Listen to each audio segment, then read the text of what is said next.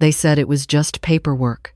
Standard stuff for estate planning. That's what my daughter told me on a Tuesday morning in March, standing in my kitchen with a folder full of documents and a smile that didn't quite reach her eyes. 6 months later, I was packing my entire life into garbage bags while strangers walked through my living room, measuring for curtains.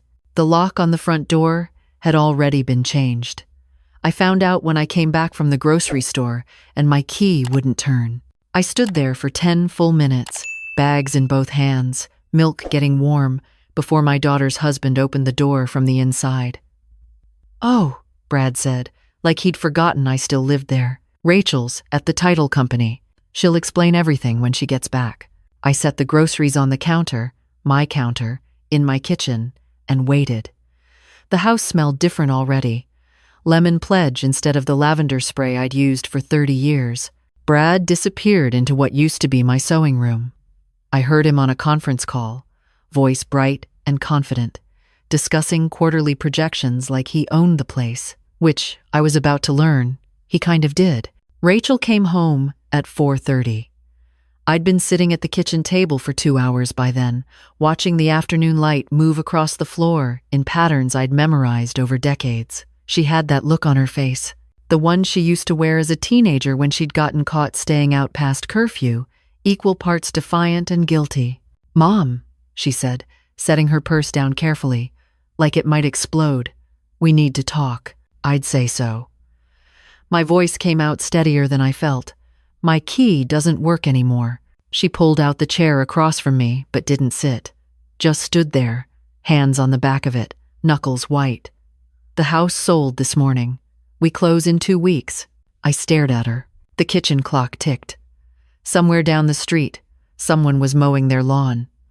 "Sold," I repeated. "My house. Technically, it was in my name. That paperwork you signed in March, remember? I explained it was for estate planning, to avoid probate, to make things easier when—" She trailed off. "When I die," I finished. "You said it was to make things easier when I die, not when you decide to sell my house out from under me." "Mom, don't be dramatic. You've been saying for years this place is too big for you. All those stairs, the yard work. Brad and I talked about it, and we thought this was the perfect time. The market's really good right now." I looked around my kitchen. At the Dutch door I'd painted blue after Harold died. At the window over the sink where I'd watched my kids play in the backyard. At the chip in the tile from when Rachel dropped a casserole dish during Thanksgiving 1997. "Where exactly do you expect me to go?" I asked. She brightened, like she'd been waiting for this question. "That's the best part. Brad found this amazing senior community about 40 minutes from here. It's got activities, meal plans, everything. We already put down a deposit. You put down a deposit. It's perfect for you, Mom. You'll make friends. You won't have to worry about maintenance, and it's way more affordable than keeping up this house." "This is my house," I said slowly. "I raised you in this house. Your father and I bought this house in 1982. Every single mortgage payment, every repair, which is why we're giving you 70% of the sale price," Brad called from the other room. He appeared in the doorway, coffee mug in hand. "My coffee mug, the one with the cardinal on it that Harold gave me. That's more than fair, considering the capital gains implications and the fact that we've been covering a lot of the bills lately." I turned to look at him. Really look at him. Brad was 47 years old, wore expensive polo shirts, and had the kind of confidence that comes from never being told no. He'd been married to my daughter for 6 years, and I'd never quite trusted the way he talked about money, like it was a game where only some people knew the rules. "Covering the bills," I said flatly. "You paid for 1 furnace repair last winter, after I'd already paid for 3. And the property taxes?" Rachel added quickly. "Don't forget, we covered half the property taxes. After you convinced me to add your name to the deed for estate planning." The pieces were clicking into place now, sharp and painful. "How long have you been planning this?" Neither of them answered. I stood up. My legs felt unsteady, but I made myself walk to the hallway closet where I kept my important documents in an old filing cabinet. I pulled out the folder from March, the one Rachel had brought over with her notary friend, the one I'd signed while Rachel made reassuring noises about protecting my interests. The papers were in legal language I hadn't fully understood at the time.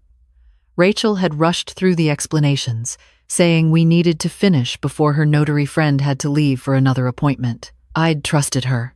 Why wouldn't I? She was my daughter. Now I read every word: grant deed, transfer of ownership, not a trust or an estate plan, a transfer. I'd signed my house over to Rachel 6 months ago. You lied to me, I said, coming back to the kitchen. You told me this was about avoiding probate and taxes. You never said you were taking my house. We didn't take anything, Rachel said, her voice rising. We're being incredibly generous. Most people in your situation would just be grateful we're handling everything. Most people in my situation, I repeated. You mean most people who get tricked by their own children? Mom, that's not fair. You're making this sound malicious when we're literally trying to help you. That house is too much for you. You're 68 years old. What happens when you fall down those stairs? What happens when the roof needs replacing again? We're doing you a favor. Then let me keep my house and I'll figure it out. The deed is already transferred. The sale is happening. We've signed the contracts. Brad's voice had gone cold. You can make this easy, or you can make it difficult, but the outcome is the same. I looked at my daughter. Really looked at her. Tried to find the little girl who used to beg me to read just one more bedtime story, who cried on my shoulder when her first boyfriend broke her heart, who called me from college at 2 a.m. because she was homesick. That girl was gone, or maybe she'd never existed the way I remembered. 2 weeks, I said. You're giving me 2 weeks to pack up 40 years of my life. The senior community is move-in ready, Rachel offered. It's furnished. You really don't need to take much. That night, I sat in my living room in the dark and tried to figure out what had happened to my life. I'd been a high school English teacher for 33 years. I'd retired at 65 with a pension that wasn't generous but was enough. I'd buried my husband 7 years ago and rebuilt my life one day at a time. I'd thought I was doing okay. I'd thought I was managing. I hadn't realized I needed to protect myself from my own child. At midnight, I called my sister in Phoenix. Margaret answered on the 3rd ring, voice thick with sleep. Dot? What's wrong? Rachel sold my house. The words came out flat. I signed some papers in March, she said, were for estate planning. Turned out I signed over the deed. The house sold today. They're giving me 2 weeks to leave. Silence. Then, I'm getting on a plane tomorrow. Maggie, you don't have to. The hell I don't. That girl always had a mean streak, but this is something else. I heard rustling, like she was already getting out of bed. Don't sign anything else. Don't agree to anything. I'm calling Pete. Pete was Margaret's son, an attorney in Scottsdale. I'd only met him a handful of times at family gatherings. I don't want to drag Pete into this. Too late. Give me the address of that senior community they're trying to shove you into. I want to look it up. I gave her the name. Heard her typing on her computer. Jesus, Dot. This place is a dump. The reviews are terrible. Complaints about bedbugs, food poisoning, staff that doesn't show up. They're putting you in a roach motel and pocketing the difference.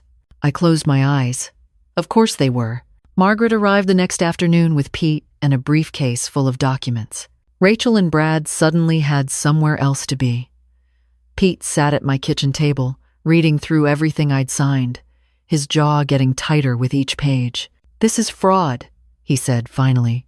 Clear-cut fraud. She misrepresented the nature of the documents and obtained your signature under false pretenses. Can we get the house back? I asked. He was quiet for a moment. Maybe, probably, but it's going to be a fight, and it's going to take time. The sale hasn't closed yet, which is good. We can file an injunction, stop the sale, force them to court. He looked up at me.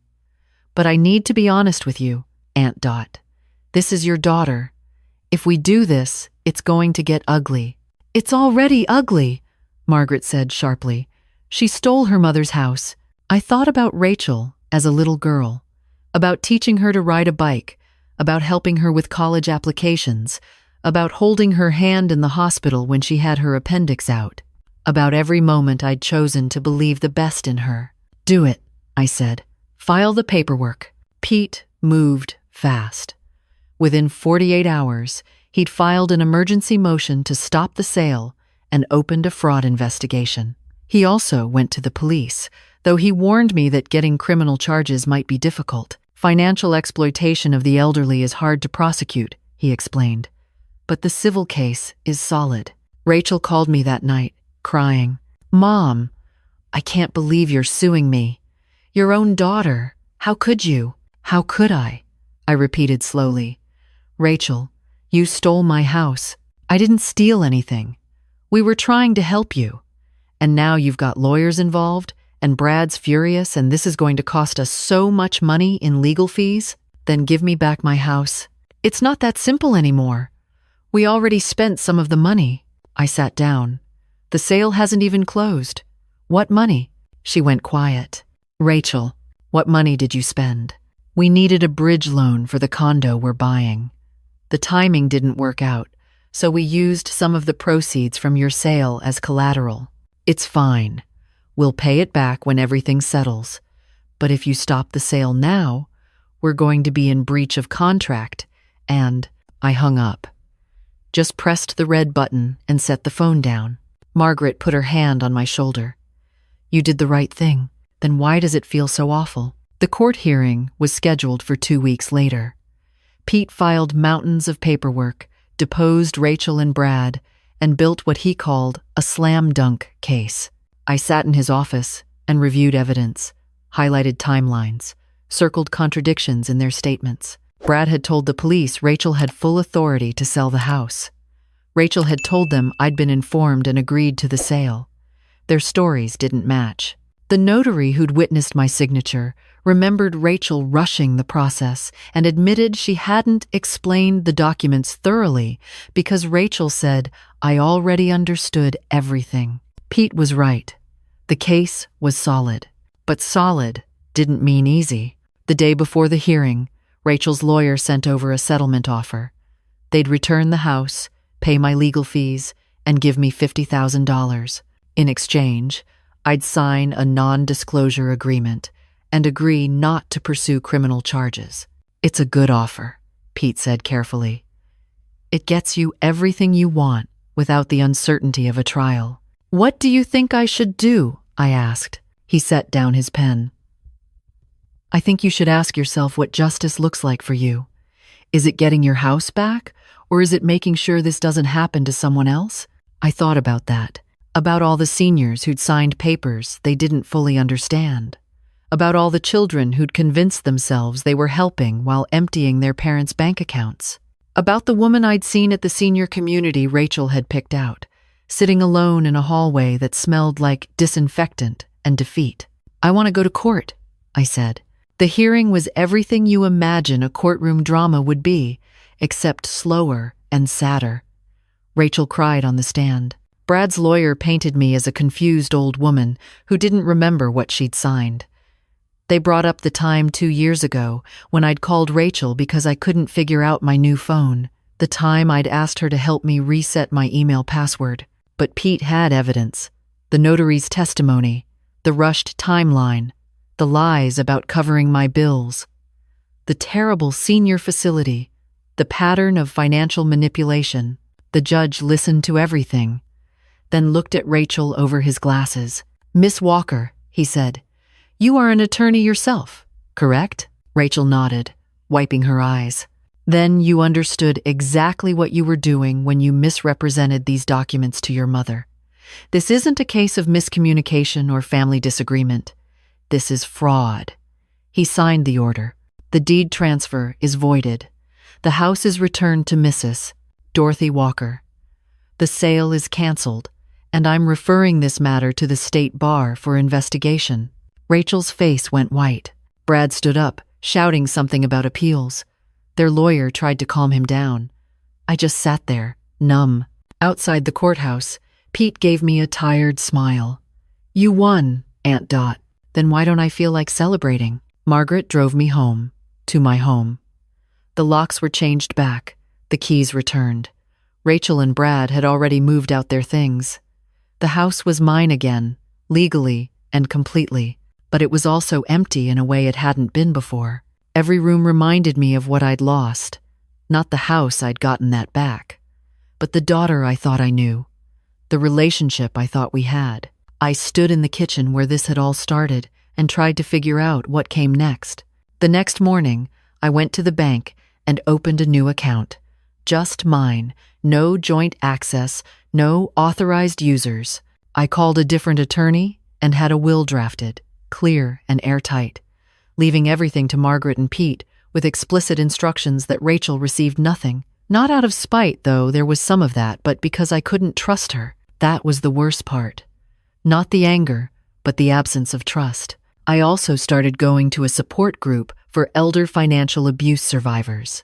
Found it through a flyer at the library. Turned out there were a lot of us. Retirees who'd been convinced to co-sign loans. Widows who'd given their kids power of attorney and lost everything. Men who'd been pushed into nursing homes so their children could sell their houses. The hardest part, one woman said, is that it's your kids. Society tells you to trust family, to put family first, and then your family is the one who robs you blind. Everyone nodded. Rachel tried to contact me a few times. Letters mostly, long rambling things about how she'd made mistakes but I was overreacting. How families were supposed to forgive each other.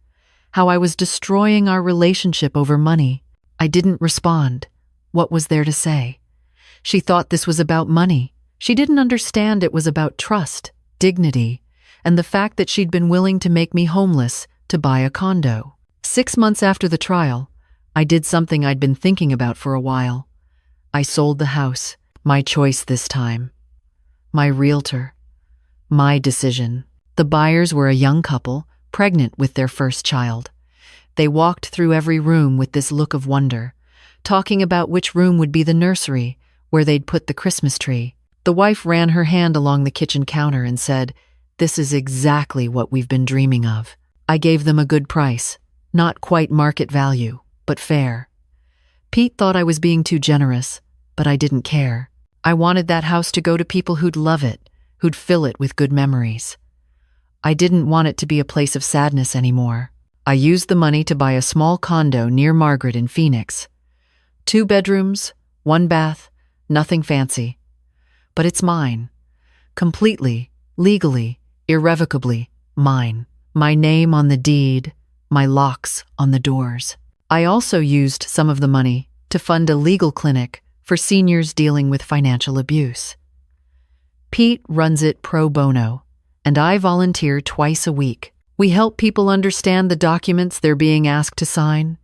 We connect them with attorneys. We file injunctions and stop fraudulent sales, and, slowly, help people take back their lives.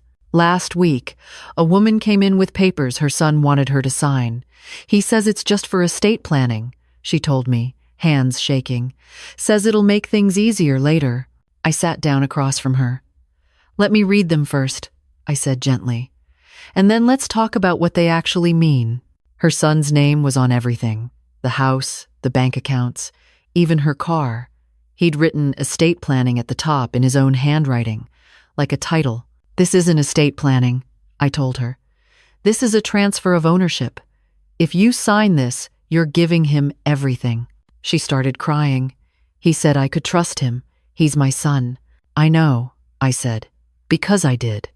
But trust has to be earned, even from family, especially from family." We helped her, got her set up with an attorney, had a proper estate plan drafted, one that protected her interests.